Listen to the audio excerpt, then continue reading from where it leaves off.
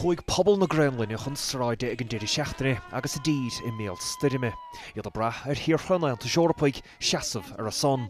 Go dtí sé ha freagra an tAontas fós idir ghaithán na maith, agus ceanadaí a teacht le chéile sa bhreiséil agus in dábhas na heilevéise an tAontasach chun freagarta a phré.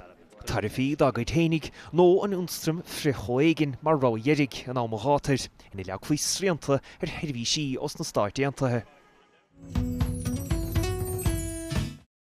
Pobl na Ghraonlainn, the population or the people of Greenland.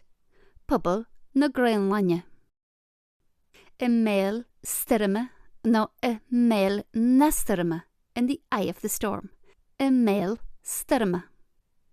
Ag brath relying on. A brath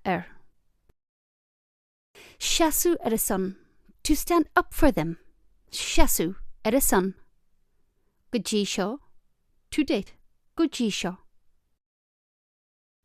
Idir cheann na maith. Hanging in the balance. Idir cheann na maith. Freagraí. Countermeasures. Freagraí. Tariffs. Tariffí. An anstrum freachoigen. The anti-coercion instrument. An anstrum freachoigen. Rawa yeri. A last resort. Rawa yeri.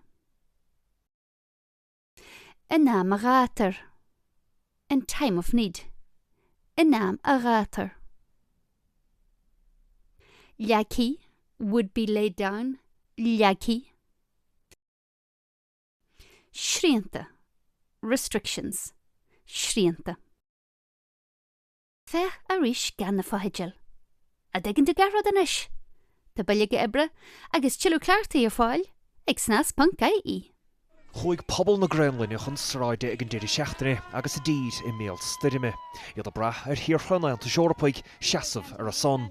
Go dtí sé ha freagra an tAontas fós idir ghaithán na maith, agus ceanadaí a teacht le chéile sa bhreiséil agus in dábhas na heilevéise an tAontasach chun freagarta a phré.